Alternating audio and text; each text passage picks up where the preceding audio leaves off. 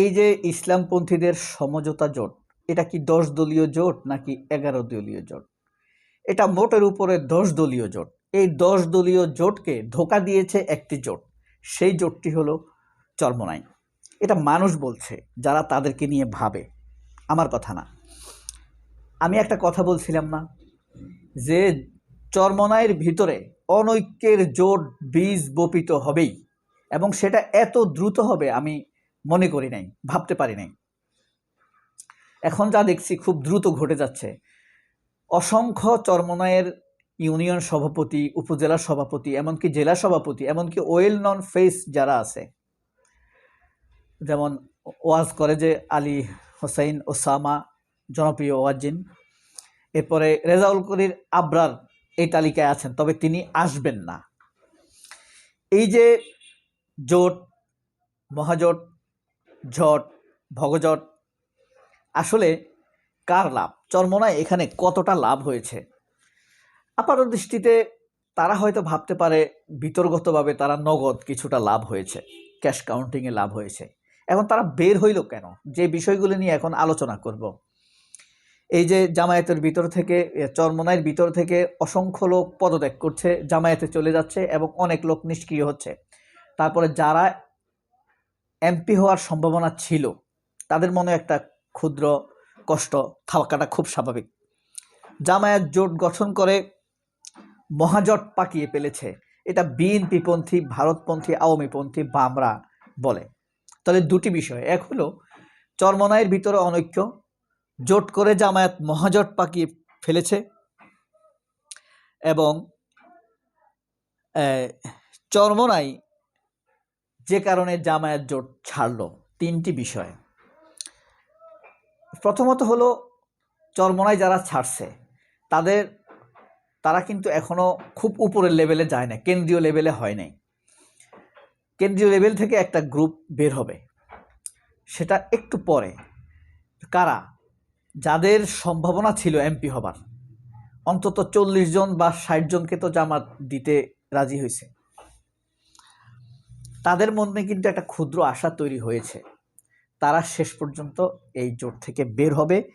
যদি এখন নাও বের হয় তাহলে এরা ভয়ঙ্কর আকার হয়ে দাঁড়াবে, বিরাট ফাটল দেখা দিবে চরমোনাইয়ের মধ্যে, কারণ এরা ভিতরে ভিতরে দাওয়াতি কাজ চালাবে এখান থেকে বেরিয়ে আসার জন্য। চরমোনাই সেই জন্মের পর থেকে, এরশাদের সময় থেকে শুরু করেই এই ধরনের কর্মকাণ্ড করে আসছে। এই যে জসিমউদ্দিন রাহমানি একটা কথা বলছে না, যে যখনই ইসলামিক শক্তি একত্রিত হয় তখনই তারা পেছন থেকে ছুরি মারে। কতটা সত্য আমরা জানি না, তা দেখি নাই, পুরানো ইতিহাস আমরা জানি না, এরশাদের সময়ের ঘটনাগুলো আমরা শুনেছি, দেখিনি। তবে হেফাজতের কিছুটা আমাদের মনে আছে, আপনাদেরও মনে থাকতে পারে। খুব ভালো ভূমিকা তারা সেখানে রাখেনি।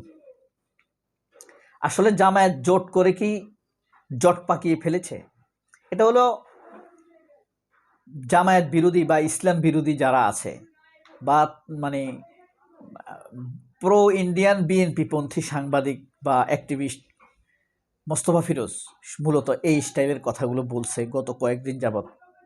একই হেডিং, এই জটকে অপমান করে নানান রকম কথা সে বলেছে। জট পাকিয়ে ফেলেছে এই সেই। জামায়াত তো এবার এমনিতেই বড় শক্তি, এমনিতেই বড় ফ্যাক্টর, বিকল্প বিগেস্ট ফ্যাক্টর এবার। সুতরাং আপনি যত অবহেলা করবেন, ও শেখ হাসিনা শেষ পর্যায়ে যত কিছু করতো বেগম খালেদা জিয়ার বিরুদ্ধে, সব নিজের দিকে আসতো, ক্ষতি হয়ে যেত। এখন এরা অনৈতিক শক্তি, তো এরা যত কিছু করবে জামায়াতের বিরুদ্ধে, সব জামায়াতের উপকার হবে, তাদের নিজেদেরই ক্ষতি হয়ে যাবে। এই যে দেখেন তারেক রহমান যে কথাটি বলল, গুপ্ত সুপ্ত করে থাকেনি তারা, অথচ তারেক রহমান নিজেই সুপ্ত হয়ে গিয়েছেন, এদেশে ছিলেন না। জামায়াতের যেসব নেতাদেরকে ফাঁসি দিছে তারা কি দেশের বাইরে চলে যেতে পারতো না? তারা নীতির উপর অটল ছিল, তাদেরকে বলা হয়েছে বিএনপি জোট ছাড়ো, তারা ছাড়েনি, এই কারণে তাদের ফাঁসি হয়েছে। যাই হোক, মোস্তফা ফিরোজরা এসব বলবেই, মাসুদ কামাল, এরা নানান অপমান তুচ্ছতাচ্ছিল্য করে কথা বলবে। এখন কথা হলো, চরমোনাই যে কারণে জোট ছাড়লো তার পিওর একটা টক আছে। যেমন চরমোনাই মূলত ডিজিএফআই এবং ভারতের প্রেসক্রাইব একটা পার্টি, সেখানে ডিজিএফআইকে বা ভারতকে তাদেরকে নানানভাবে খুশি করতে হয়। আপনারা খুব সূক্ষ্মভাবে তাকান, ভারত বলেন, বিএনপির সময় বলেন, আওয়ামী লীগের সময় বলেন, এরশাদের সময় বলেন, জামায়াতের কোনো লোক সাংগঠনিকভাবে ব্যক্তিগতভাবে কোনো রকম ক্ষতিগ্রস্ত হয়নি। কখনোই তারা বাতিল শক্তির, ফ্যাসিবাদী শক্তির মাথা ব্যথার কারণ হয়ে দাঁড়াতে পারেনি। আপনি একটা, আল্লাহ রাসূল বলছে এটার জন্য খুব জ্ঞানী হওয়ার দরকার নাই। আপনি কিভাবে বুঝবেন মোটামুটি সঠিক দল কোনটা বা সঠিক গ্রুপ কোনটা, যে বাতিলের হাতে সবচেয়ে বেশি নির্যাতনের শিকার, নির্যাতনের টার্গেট হয়েছে, সেই সঠিক সোজা কথা।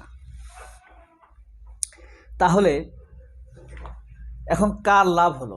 চরমনায় কি লাভ হলো? চরমনায় লাভ হলো এইটা, ধরেন তারা কি করছে, এই যে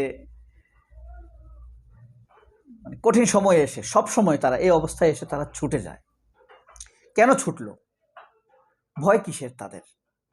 ভয় হইল এইটা, তারা যে এর আগে সুযোগ সুবিধা নিয়েছে, সুযোগ সুবিধার কথা না হয় ডিজিএফআই প্রমাণ করতে পারবে না, কিন্তু নগদ টাকা যে নিয়েছে সেগুলার কিন্তু তারা ডকুমেন্টস, ভিডিও ক্লিপস, সিগনেচার হোক কিছু একটা তারা রেখে দেয়, অথবা ব্যাংক স্টেটমেন্ট, অথবা নারে দিয়ে ব্ল্যাকমেল করে। তো পরবর্তীতে তাদের কথা না শুনলে ওই ব্যাপারগুলোকে আবার সামনে আনে। চরমনাইয়ের ক্ষেত্রে এমনটি হলেও হয়ে থাকতে পারে।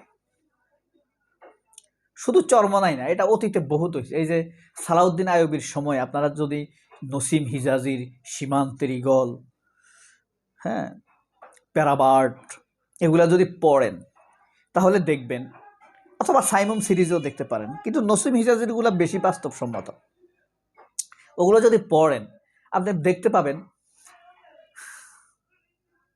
সালাউদ্দিন আইয়ুবীর বড় বড় জেনারেলরা, আলেমেরা আপনার বাতিল শক্তি দ্বারা নারী, অর্থ, বিলাস এইসব দ্বারা বুক হয়ে থাকত, নিজেদের চরিত্রকে বিক্রি করে দিত। তো এই ধরনের দুর্বলতা থাকলে পরবর্তীতে আপনি আর কাটাইয়া উঠতে পারবেন না, কারণ ওই দুর্বলতা দিয়ে আপনাকে বারবার বারবার ব্ল্যাকমেল করবে। যে একটা মেয়ে যখন বিপথে চলে যায়, ধরেন একটা ছেলের সাথে শারীরিক সম্পর্ক করলো, অনৈতিক সম্পর্ক, যেটা ইসলাম একদম জায়েজ করে না, কারণ হিন্দু কোনো ছেলের সাথে, যেটা এখন হচ্ছে, তখন এই ভিডিওর ভয় দেখিয়ে তারা এই মেয়েটা সারা জীবন সে তছনছ করে দেয়, ব্ল্যাকমেলের পর ব্ল্যাকমেল করে দেয়। আমি বলছি না এমনই, তবে এমন একটা পয়েন্ট চরমনাইয়ের এমনটিও হতে পারে। কেউ ধোয়া তুলসী পাতা না, তবে ভালো লোক কম এবং বেশি, এটা হলো পার্থক্য। পার্থক্যটা কোথায়? সবার চাইতে মোটামুটিভাবে ভালো লোকের সংখ্যা জামায়াতে বেশি, আমার অ্যাজাম্পশন। তাদের মধ্যেও আছে খারাপ লোক, তবে কম সংখ্যায়, যে কোনো দলের চাইতে কম। ভালো লোকের সংখ্যা যে কোনো দলের চাইতে বেশি। আল্লাহ হাফেজ, আসসালামু আলাইকুম।